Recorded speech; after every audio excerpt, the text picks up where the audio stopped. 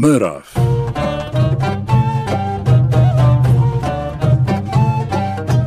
በሸገር 102.1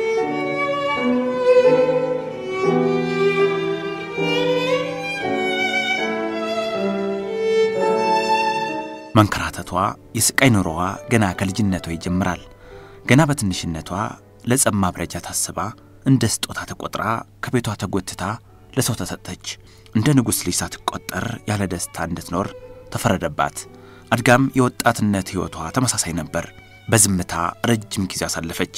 ከሰው ተገልላ ትታያለች። እንደ ተከዘች እንደ ተከፋች ትውላለች። እያዘነች እያነባች ታመሻለች። በክብር ከሚጠራው ቤተሰቧ በዙሪያዋ ካሉት በስማቸው ከሚታወቁት ቤተ ዘመዶቿ ከመኳንንቱ ከመሳፍንቱ ርቃ ብሶቷን የምትነግረው ታኖራለች።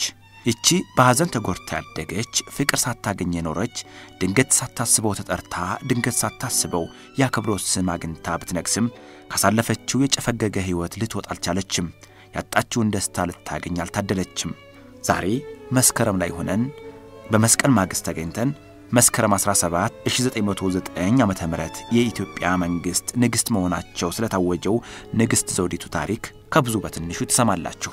ገዛ ጌታውንና ንጋት መኮንን አስተናጋጆች ነን። ፍቃዳችሁ ሆኖ አብራችሁን ብትቆዩ ደስ ይለናል።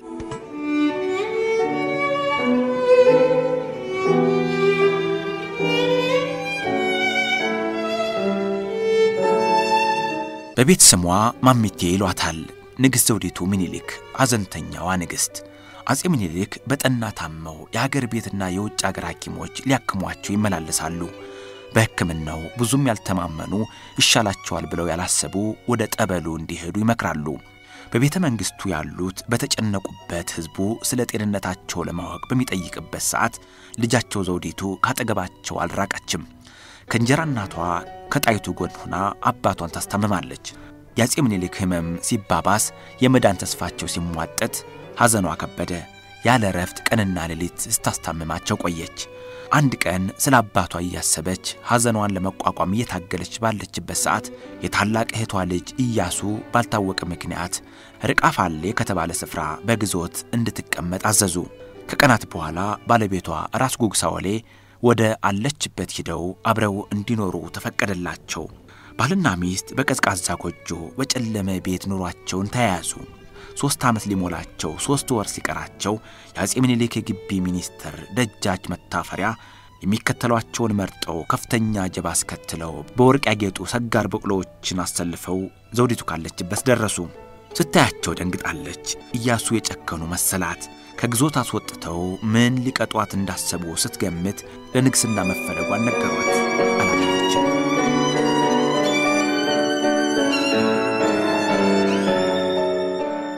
ንግስተ ነገስታት ዘውዲቱ ወለቱ ለዳግማዊ ምኒልክ ንጉሰ ነገስት ዘኢትዮጵያ ተብለው በክብር ቢነግሱም እሳቸው በመረጡት መንገድ መጓዝ አልቻሉም። ሳይወዱ በግድ ከባለቤታቸው ተለዩ። እንዳያዩዋቸው ተከለከሉ። ባለቤታቸው ራስ ጉግሳወሌ እንዳይቀርቧቸው አጠገባቸው ሆነው እንዳይነግሱ ታገዱ። ስለ ሁለቱ መለያየት መካሪ የተባሉ በማረጋቸው ከፍ ያሉ ምክንያቱን ተናገሩ።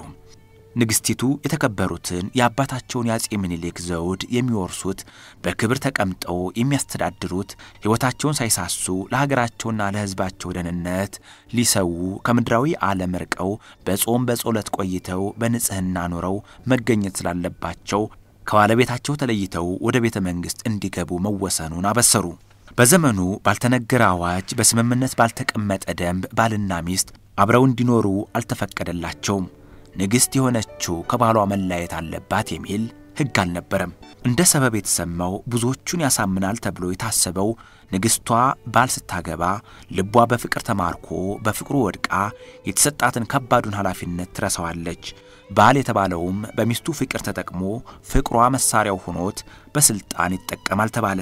ዘውዲቱ ባይናገሩትም ተናገሩት የተባለው ደግሞ ንግስት ራሳቸው ማንንም ሳያሳስባቸው ከእንግዲህ ወዲያ ህይወቴ የኢትዮጵያ ህዝብ ደህንነት ስለሆነ ከዚህ የተለየ ዓለም የለኝም ብለው በጾምና በጸሎት ተወስነው ለመኖር ቆርበዋል ተባለ።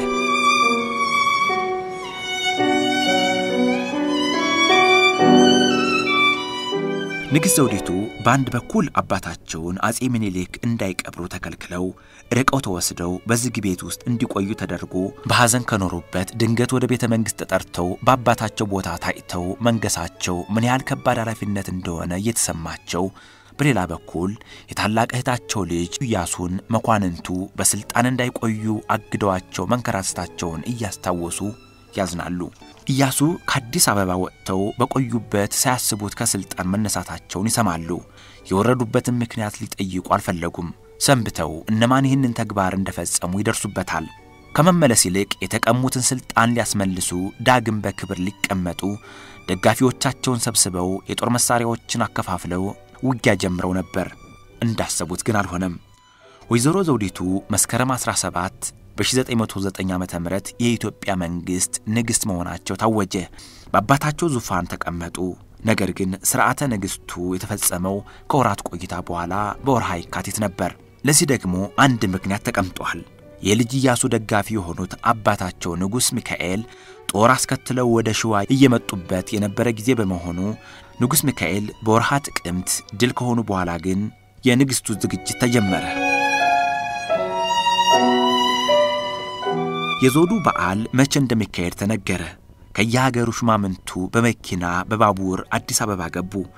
ዘውዲቱ ባላሰቡት ሰዓት ባልጠበቁት መንገድ የግዞት ቤታቸውን ለቀው በታላቁ ቤተ መንግስት የአባታቸውን ዙፋን ወንበር ቢረከቡም ሥርዓተ ንግስቱ የካቲት 4 1909 ዕለተ እሁድ በአራዳ ጊዮርጊስ ቤተክርስቲያን እንደሚካሄድ ታወቀ። ከተማዋ በጌጣጌጦች ተውባለች። በዋና ዋናዎቹ አደባባዮች በሮች አሸብርቀዋል። ትልልቅ እንጨቶች ቆመዋል። ግራና ቀኝ እንደ ቅድስት የተሰሩ በሮች ላይ ጨርቅ ተዘርግቷል። በጨርቁ ላይ ለንግስት ዘውዲቱና ለአልጋ ወራሽ ተፈሪ የመልካም ምኞት መልእክት ተጽፏል። ትንንሾቹ የባንዲራ ጨርቆች በገመድ ላይ ታስረዋል። ግራና ቀኝ በቆሙት እንጨቶች ላይ ተንጠልጥለው ከግቢው እስከ ቅዱስ ጊዮርጊስ ቤተክርስቲያን እንደገና ከ4 ኪሎ እስከ አልጋ ወራሽ ግቢ ይታያሉ። ከዋናው ጎዳና በራስ መኮንን ድልድይ በኩል እስከ ቅዱስ ጊዮርጊስ ቤተክርስቲያን ድረስ የኤሌክትሪክ መብራት ለአካባቢው ድምቀት ሰጥቶታል። ማለዳ ላይ ወታደሮች ጠበንጃ ይዘው ተሰለፉ። 100 ያህል ጊዜ መድፍ ተተኮሰ። ነጋሪት ተጭኖ እየተመታ መለከትና እምቢልታ ጥሩምባ እየተነፋ ሰልፈኞቹ ታጀቡ።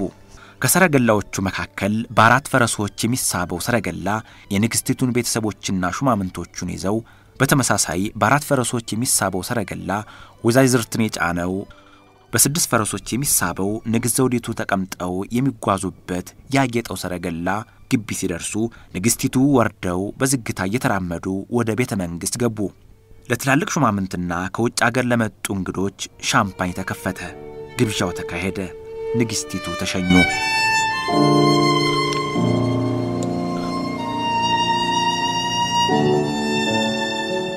ያጼ ምኒልክና ያጼ ዮሐንስ ግጭት በርዶ መግባባት ሲጀመር ፍቅሩ እንዳይቀዘቅዝ በቤተሰብ ትስስር እንዲቀጥል ዘውዲቱ ገና በልጅነታቸው ለትዳር ታጩ። ባለቤቱ ነው የቀረቡት ያጼ ዮሐንስ ልጅ ራስ አርያ ሥላሴ ነበሩ። ይሁን እንጂ ጋብቻው ተፈጽሞ 5 ዓመት እንደሞላው ባለቤታቸው በ18 ዓመታቸው ድንገት ታመው ሕይወታቸው ያልፋል። ዘውዲቱ ወደ አባታቸው ይመለሳሉ። እዚያው 4 ዓመት ቆይተው እንደገና ከደጃዝማች ውቤ ጋር ይጋባሉ። ይሁን እንጂ ከሳቸው ጋር ረጅም ዓመት መኖር አልቻሉም። ከ5 ዓመት በላይ መቆየት አልተፈቀደላቸውም። እንዲፈቷቸው ታዘዙ። ሶስተኛው ባለቤታቸው የእቴጌ ጣይቱ የወንድም ልጅ ራስ ጉግሳ ወሊ ነበሩ። ራስ ጉግሳ ከዘውዲቱ ጎን ሆነው ሐዘናቸውን ሊረሱ ከሚስታቸው ጋር ሊቆዩ ቢፈልጉም ዘውዲቱ ከነገሱ በኋላ እንዳይጠጓቸው ተከለከሉ። እሳቸውም ቢሆኑ ንግስት ዘውዲቱ ቢነግሱም ዘውድ ጭነው ቢታዩም አብረዋቸው የነበሩት አልጋ ወራሽ ተፈሪ መኮንን ሙሉ ስልጣን ተሰጥቷቸው እንደራሴ ሆነው የመንግስትን ሥራ እንደሚመሩ በሚገባ ያወቁ አይመስልም። ከዘውዲቱ ጋር አብረው ተወስደው ወደ አዲስ አበባ ታጅበው ሲመጡ በተስፋ ተሞልተው በቤተ መንግስት ከሳቸው ጎን ለመቀመጥ እንደሳቸው ክብር ለማግኘት ቢመኙም አልሆነም።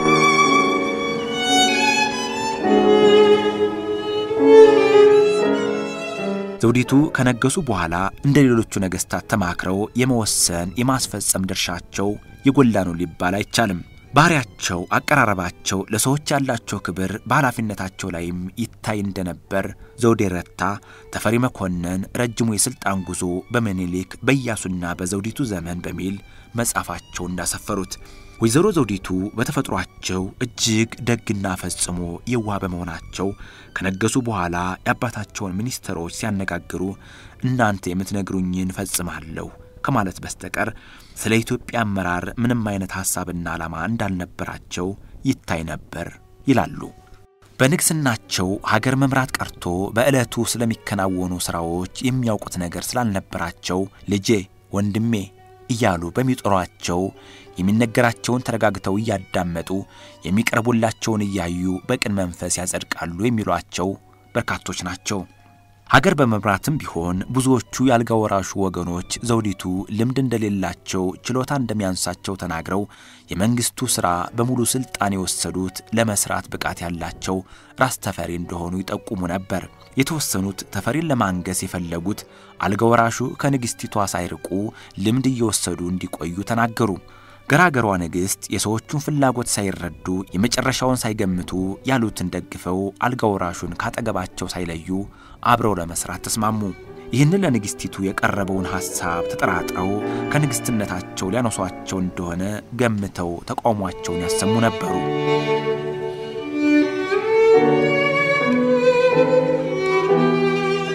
የንግስት ዘውዲቱ ስልጣን እያደረ ከመጠናከር ይልቅ መዳከሙን የታዘቡ በአባታቸው ዘመን ሀገርና መንግስትን በቅን በማገልገል ከሚታወቁ ውስጥ ንግስቲቷን የቀድሞውን ወግና ስርዓት ይዘው ይጓዛሉ ብለው የሚያምኗቸውና የተወሰኑት ታማኝነታቸውን ለማሳየት ሞከሩ። ይህ በሌላ ጎኑ አልጋ ወራሹ ላይ አድማ መነሳቱ ከዘውዲቱ ሊያርቋቸው መዶለቱ እንደሆነ ተደርጎ ተወራ። ተፈሪ መኮንን የሴራውን ክብደት ተናገሩ። የተጠረጠሩ ተይዘው ቀረቡ። ጥፋተኛ ተባሉ።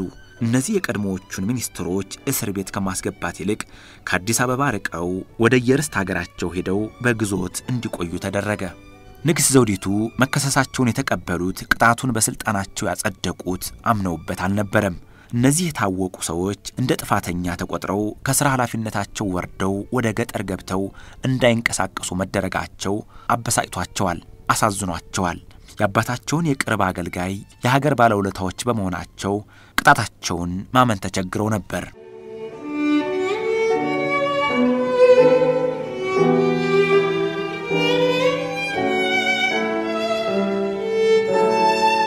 በቤተ መንግስት በተለያዩ ጊዜያት አንዴ ባልጋ ወራሹ ወገኖች ሌላ ጊዜ በንግስቲቷ ታማኝ አገልጋዮች መካከል ግጭት መፈጠሩ ተቃውሞ መነሳቱ ቢታወቅም መነጋገሪያ የነበረው ባጼ ምኒልክ ዘመን በቤተ መንግስቱ በልፍኝ አሽከርነት በንግስት ዘውዲቱ ጊዜ ደግሞ ሊቀ መኳስ የነበሩት ያባውቀው ብሩ ተቃውሞ ነበር። አባውቀው ንግስት ዘውዲቱን ከስልጣናቸው አውርደው ራስ ተፈሪን ሊያነግሱ መታሰቡ አድማ መጠንሰሱ እንዳለ ተናግረው ሊከላከሉ መዘጋጀታቸውን ያሳውቃሉ። ታማኝ ወታደሮቻቸውን ሰብስበው ጠበንጃ አስታጥቀው አልጋ ወራሹንና ደጋፊዎቻቸውን ለመያዝ ንግስቲቷን ያስፈቅዳሉ። ዘውዲቱ ወሬው ሐሰት መሆኑን ተናግረው አባውቀው ወደ ጸብ እንዳይገቡ አስጠንቅቀው አልጋ ወራሹን ለመጠየቅ ወስነው እስከዚያ እንዳይጋጩ ይመክሯቸዋል። የተጠረጠሩት አባውቀው ተፈሪ ሲገቡ የቀዘቀዘ አቀባበል አደረጉላቸው። ድርጊታቸውን ያዩ አልጋ ወራሽ ለዘውዲቱ ቢናገሩም የፈለጉትን መልስ ያጣሉ።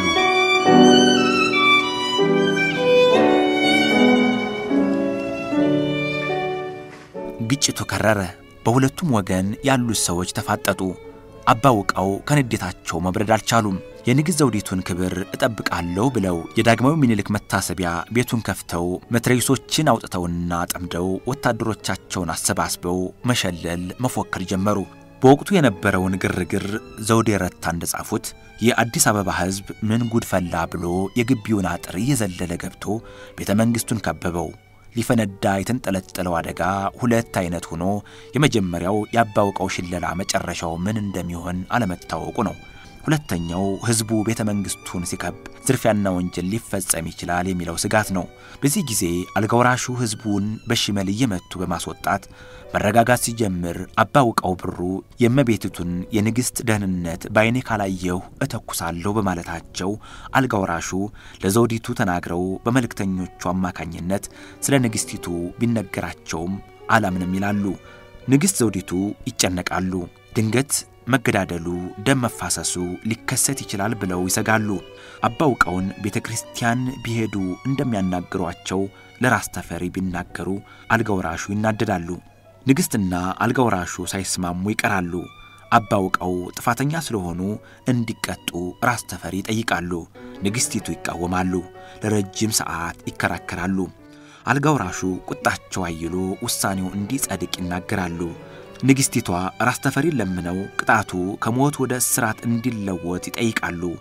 በጦር ሚኒስተሩ በራስ ሙሉጌታና በአገር ግዛቱ ሚኒስተር ቢትወደድ ወልደ ጻድቅ ሽምግልና ችግሩ ይፈታል። አባውቀው አንኮበር ሄደው ያልተወሰነ የእስራት ጊዜያቸውን እንዲያሳልፉ ይደረጋል።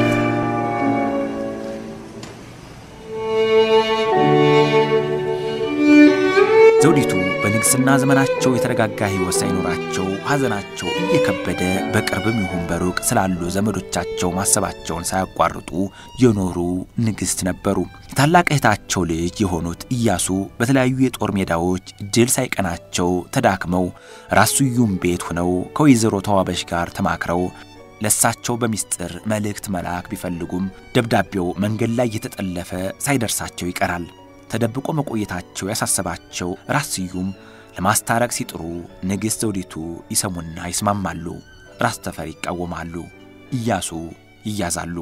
ንግስቲቱ ከበረሃ ወጥተው በሕይወት መገኘታቸው ሳይጎዱ መያዛቸው ይሻላል ብለው ቢያስቡም እግሮቻቸው በሰንሰለት ታስረው ወደ አንድ ገደል አፋፍ ተወስደው ተዘግቶባቸው እንዲኖሩ መወሰኑን ሲሰሙ ስሜታቸው ይነካና ያለቅሳሉ። ሐዘናቸው ሲብስ ከባለስልጣናት ጋር ተወያዩ።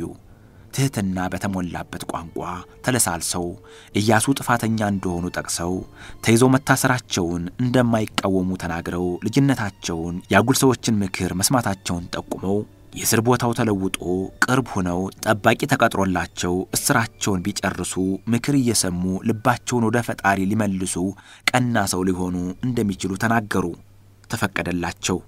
ንግስት ዘውዲቱና ራስ ተፈሪ የተለያዩ ትልልቅ ጉዳዮች ላይ እየተመካከሩ ቢወስኑም አልፎ አልፎ አይስማሙም።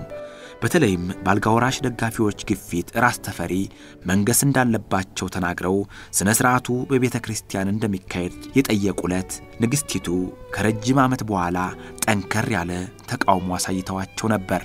ስነ ስርዓቱ በሌላ ስፍራ ቢፈጸምም እሳቸው እያሉ መንገሳቸውን ሳይቃወሙ መልካም ምኞት በማቅረብ አጸደቁላቸው።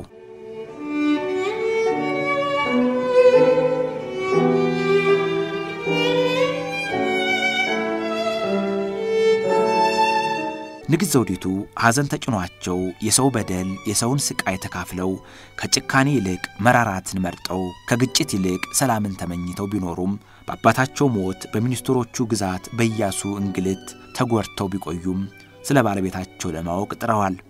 ራስ ጉግሳሊ ጦርነትን ትተው ለርቅ ጥሪ ማቅረባቸውን ሰምተው ቢደሰቱም ባለቤታቸው ብዙም ሳይቆዩ ጦርነት ያውጃሉ።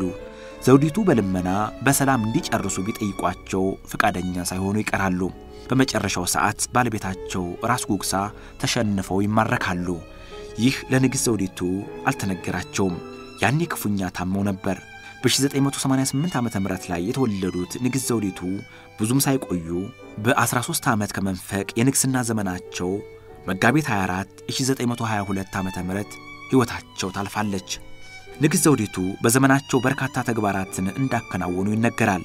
ደጃዝማች ከበደ ተሰማ የታሪክ ማስታወሻ በሚለው መጽሐፋቸው በዘመነ መንግስታቸው እንደነገሱ በዳግማዊ ምኒልክ የታተመው ገንዘብ በሳቸው መልክ እንዲቀረጽ ቢጠይቁ መቃወማቸው ሙሴ ቤርትል በተባለው በጀርመን መሐንዲስ አስጠንተውና ጀርመን ሀገር ተጠርቶ እንደመጣ አዘው ዛሬ በዳግማዊ ምኒልክ አደባባይ የሚታየውን የአባታቸውን ሐውልት እንዲቆም ማድረጋቸው በስማቸው መታሰቢያ የተሰራው ሆስፒታል ለሴቶች ማዋለጃ እንዲሆን ያሰሩት እሳቸው ንግስት ዘውዲቱ መሆናቸው ከተጠቀሱት ጥቂቶች ናቸው።